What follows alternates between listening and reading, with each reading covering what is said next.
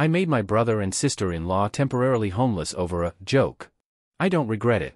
I, 36M, am a single father to my 2 kids, who we'll call Gabriel, 17M, and Becky, 14F. Their mother/my wife passed away 8 years ago after a long illness. Obviously, this was devastating for our family and we're still recovering from the loss even now. I haven't remarried or even bothered seriously dating since my wife's death, as I don't think I'll ever love anyone like I did her ever again. I miss her dearly, but I am content being single if she's not around. Also relevant to this post, the house that we live in currently originally belonged to my wife's grandfather. She inherited it when he passed, and then she left it to me in her will. It's a nice house and quite large, with 5 bedrooms and a decent amount of land as well. I have a younger half-brother, who we'll call James, 30M. James and I share a father but have different mothers. To be honest, we've never been particularly close. Not to get too into irrelevant details, but our upbringings and our respective relationships with our father are very different, and it's always been a source of quite a lot of tension between the two of us. However, at the end of last year, James suffered from a series of pretty severe misfortunes. The company that he was working for went under, meaning that he ended up losing his job and, since he works in quite a specialized and competitive field where jobs are few and far between in the first place, he was having a really difficult time finding another one. He was the sole earner for his family, so obviously this was quite a blow for them. Several weeks after that, they experienced a house fire which left the family homeless and destroyed a lot of their belongings. Despite not being close at all, I obviously didn't want to see my family suffer in this way, and since I had the room to do so, I offered for James and his family to come and stay at my home until they were able to get back on their feet. This meant that, living in our house was as follows: myself, my 2 kids, James, his wife, Laura, 31F, and their twins, Abby and Sarah, both 9F. It became apparent very shortly after they moved in that we have very different lifestyles and perspectives on things. Simply put, James and Laura consider themselves to be more of a traditional couple, which is why James was the sole earner for their household. They both believe that it is a man's duty to go out and work while his wife stays at home and tends to the house and the children. This is also how they are raising their daughters. Let me be clear, if they want to live this way and it works for them, then power to them and they're well within their rights to do so. However, this isn't how I run my own household. Both of my kids have always been taught how to do housework, and both have always been actively encouraged to pursue whatever careers they want in the future. I was aware of our lifestyle differences before they moved in. However, I had not been anticipating it becoming an issue of any sort.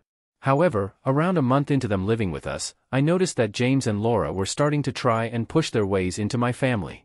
For example, on nights when it was Gabriel's turn to do the dishes, Laura would tell him he shouldn't be doing that and would ask one of her own daughters to do it, or suggest Becky take over instead. I also noticed that James developed a habit of asking Becky to do things for him that he was perfectly capable of doing himself, such as getting him a drink while everyone was watching TV together or asking her to clean up a mess that he made.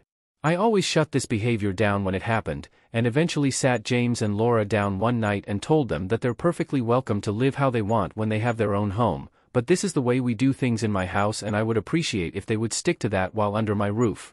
They did try to push back a little, but I held firm and they eventually relented.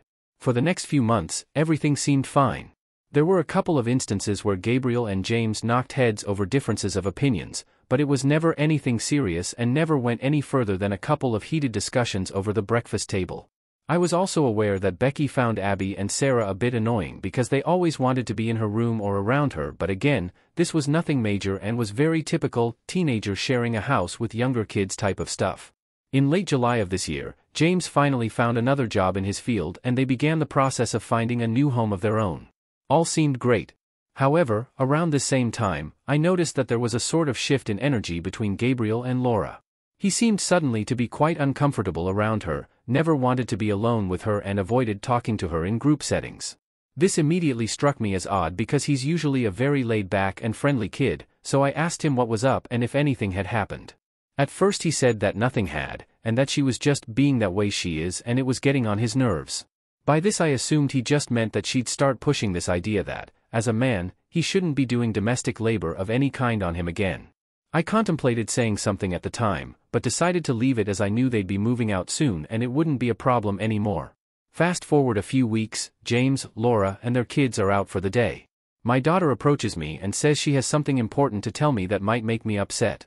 I asked what was up, and she told me that Laura had told her that the reason I haven't remarried or gotten a new girlfriend yet is because women my age don't want to settle for someone who isn't a real man, and had made a joke that my wife was probably having an affair before she died anyway.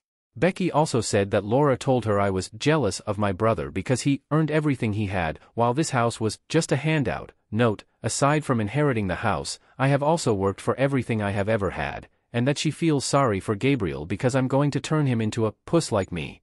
Obviously, I was already furious at this alone, but I wanted to speak to my son before I took anything further to find out if anything had been said to him as well. When I asked him, I found out that Laura had not only made the same jokes to him, but had offered to hire a sex worker for his 18th birthday so that he could become a man.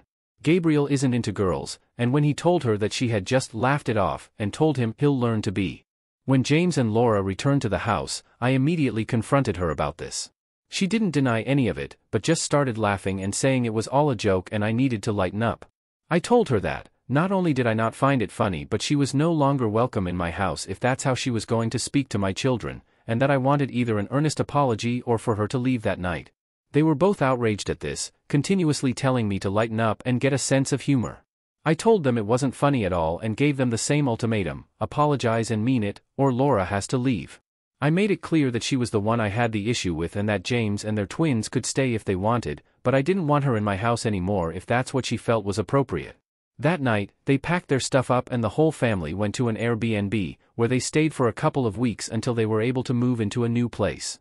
Our family have been split on this.